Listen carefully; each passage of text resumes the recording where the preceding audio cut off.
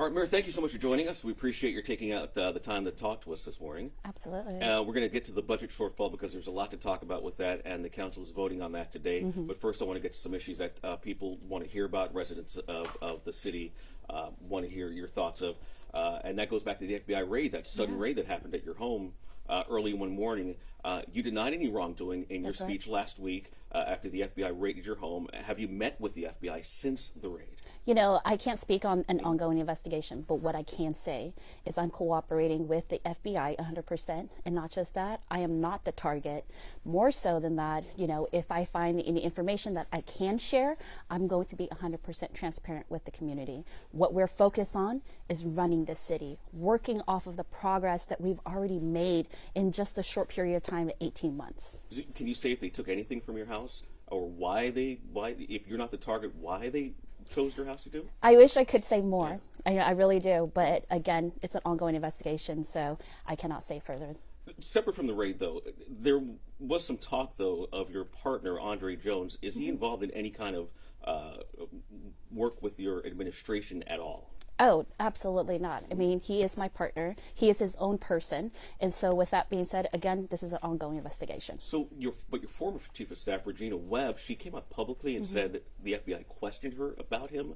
Had you heard that before she had said something about it? So she was my chief of staff on the city council. And so with that being said, it's an ongoing investigation, and we can't say give out further information. And you can't say anything about Andre Jones has nothing to do with your administration at all. You could say that for sure. Oh, absolutely. All right. And one more question. Do you have any association with the Duong family?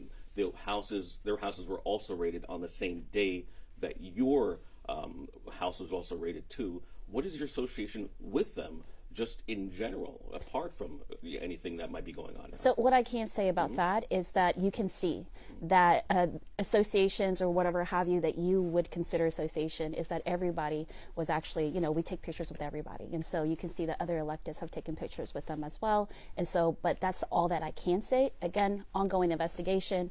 And so we are not able to talk about that. You said during that press conference as well that there are some billionaires that don't live in the city, from San Francisco and in Piedmont as well, that you said have something against your administration and want you out of office. What can you tell us about that? Because that was the first time I had heard any sort of thing like that. But what do you have to show that that is the case, and that you have these billionaires coming after you, so to speak? Oh, absolutely. You know, at the end of the day, we know that there is a lawsuit right now against the people who are trying to recall me, because they're refusing to work with law enforcement to really show who is actually donating money for the recall itself. And so we all should be concerned. We should all be concerned when the Public Ethics Commission has subpoena for this information, which is what they need to do, is show who's donating and how much they're donating, but they're refusing to cooperate. And so that's very concerning. We do know that there are millionaires and billionaires from Piedmont and San Francisco who may be donating to this pact. And so, and that's probably part of the reason why they don't want to actually be transparent about who's donating. You said there might be some correlation between the recall effort and the raid on your home. Do you believe that to be the case? There's some sort of something behind the scenes that they're working actively against your administration? You know, I actually didn't say that. You know, I think that those are two very different things, or they could be the same thing. We don't know yet. It's an ongoing investigation. Gotcha. All right. The recall effort, the city council is going to take that up today, a resolution placing the recall against you on the November ballot. What is your message to the council and to Oaklanders about this? We've done great work coming into office. Let's recall that right when I got into office 18 months ago, that this recall started. So it is a waste of money, a waste of resources. Right now, we're dealing with a huge deficit in the city of Oakland, where we're looking under couch cushions to see how we can actually deliver services. This is not the democratic way of doing things, and not just that, but it's going to cost city residents millions of dollars that the city does not have. Should the council set up a date for the recalls, move forward with it, if we're still in the process of verifying the signatures and who's donating? Well, the signatures are verified, but the donation part, the ethics part of looking into the recall effort, should we be moving ahead with that if they're still looking into who's donating to the recall effort campaign? You know, of course, that's going to be the decision of the city council. That's number one. But you make great points. You know, we don't know who's donating to this pact illegally, right? And we don't know who's behind running the recall efforts in regards to the finance part of it. However, it's going to be on the city council to make that decision. And then number two, again, you know, we all know that this is going to cost the residents in the city of Oakland millions of dollars that we do not have for the services that we need to deliver. What is your plan to combat this recall effort? You know, this is something else on your plate that you have to deal with. Yeah. It's not going to be easy. It's going to be expensive. What is your plan of attack on this? Is to do what we've been doing, is making sure that we're effective and results driven. You know, what we've seen is that for many, many decades, politicians have come and gone, and in areas that needed investment, like Deep East Oakland with the Coliseum, like West Oakland, you know, where we know that there's a ton of air pollution and inequities, that we've already built out Ramondi Park. You know, we have that for the Oakland Ballers. These are all the successes that we have been able, and they're huge successes, that my administration have been able to deliver for the city of Oakland. And this is how we generate new monies so that we can actually fulfill our duty of serving the city of Oakland and its residents. Let's talk about the budget here. City Council could vote on that budget today. We're talking about a shortfall of $177 million. That's is that correct? $63 million in cuts are proposed right now. Is that correct as well? Well, that's not my proposal. Not your proposal, but the Yes. council proposal. So you still have over $100 million that still need to be cut here. What is the plan now to attack this budget? Well, you know, I've already had my mayor's proposed budget out, and it's been out for a few weeks now. And basically, I do believe that the mayor's proposed budget, what we did was we really looked at how do we continue to deliver on the key items. The key item is public safety, first and foremost, right? That's our Department of Violence Prevention. That's our police department, our fire department. And then not just that, but a clean city. We're just talking about the basics here, right? A clean city is what we all deserve. And so, and then the third part of that tranche is making sure we have economic development. How do we bring in more resources so that we continue to actually build on this, you know, the economic pie that we have here in the city, so we can continue to deliver the services. So with that being said, the mayor's proposed budget, the proposed budget that I put forward, is fiscally responsible, and it also allows for us to deliver those services. However, the council's other budget that the council is looking to probably maybe vote on, it doesn't do that. It actually doesn't even have a plan for public safety. It cuts our force, our police force. It cuts the Department of Violence Prevention. It cuts, it browns out, meaning shuts down fire stations with no plan.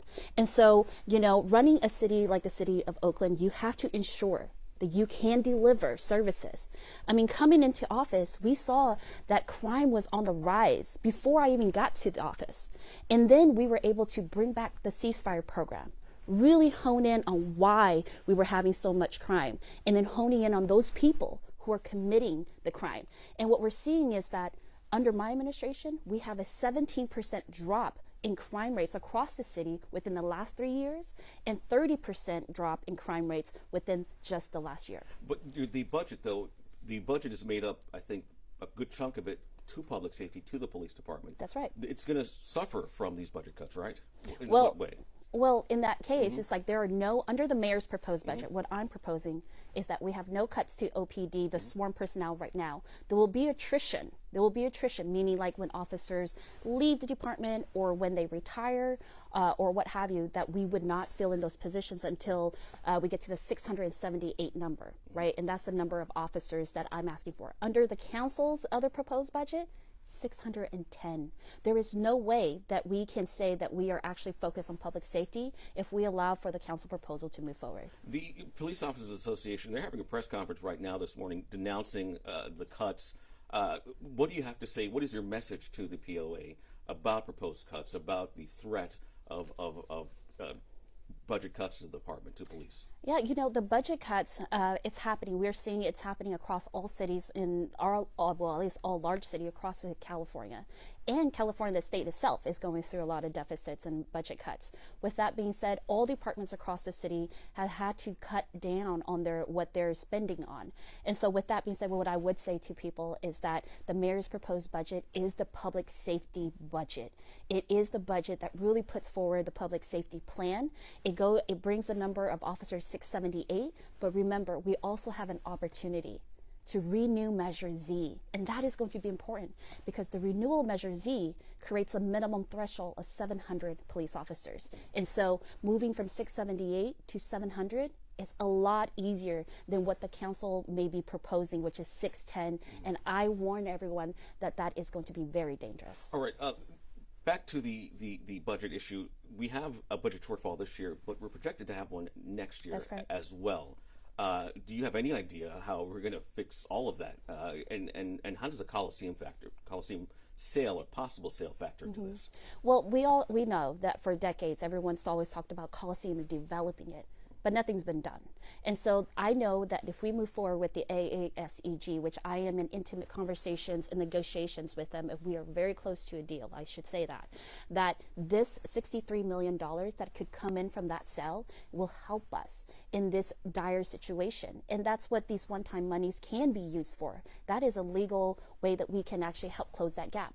However, to your point, we do have a deficit for next year as well. And that's why we are going to start the budget process. We usually start it in January. Well, I'm telling all of the city staff that we're starting in September to really have the hard conversations about how do we close this gap so that we're fiscally responsible and at the same time able to deliver services and public safety. I've seen the Coliseum reports, rather, I'll say this, that the Coliseum sale would be valued at over $100 million.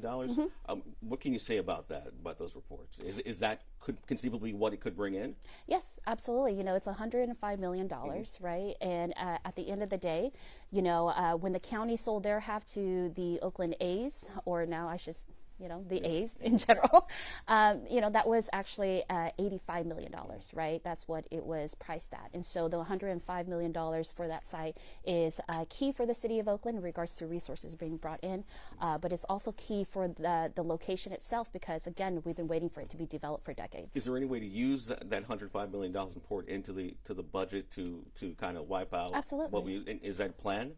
Well, to use the entire $105 million? I think that we need to think about really, the short-term and our long-term financial health. And so with that being said, I am moving forward with bringing in some professionals to look at how do we actually get financially sound in regards to the long-term. And this has not actually happened under previous leadership. And so moving forward, I want to ensure that the city of Oakland has financial fiscal health, like strong financial fiscal health. You're talking about bringing in an outside source here. The POA also said we should probably bring in an outside source to take a look at the budget. What do you say to that? I think that we all need to be hands on deck. I think that with all of our labor unions at the city, the POA, SEIU, Local 21, Fire, everybody needs to be at the table. An outside eye need to come in as well too, so we could put all of our brains together to see how we can best move forward.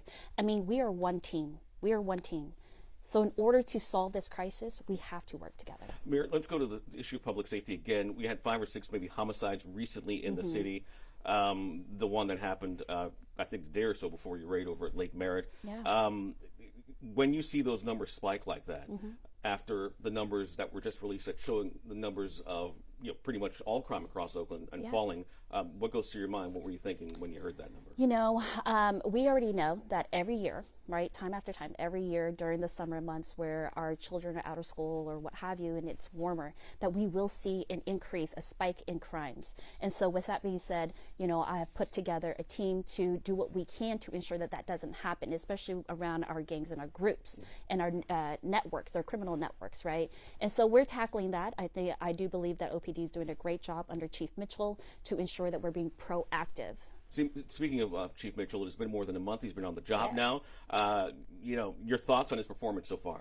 He's he's an incredible person. Not just that, but he's a great mentor for the department. He's a great partner. He's learning the city of Oakland quickly and understanding, some of the different changes that need to take place. And that's why you're seeing that, that's a part of the budget process as well. It's a complicated city, though. I mean, is he understanding the ins and outs? I've heard from other people they were worried whether or not he was going to be able to understand the intricacies of Oakland. Yeah, no, he's a professional. He understands understands and he learns quickly. And so I'm really excited. And also, I've heard nothing but great things about the chief internally from the department and externally from the community. Are we going to be able to hear from him soon? Oh, Will absolutely. Sit down with him and talk to him a little bit? Absolutely. Yeah. You could definitely do that, you know, but I want to also say that we are going on a public safety leadership tour.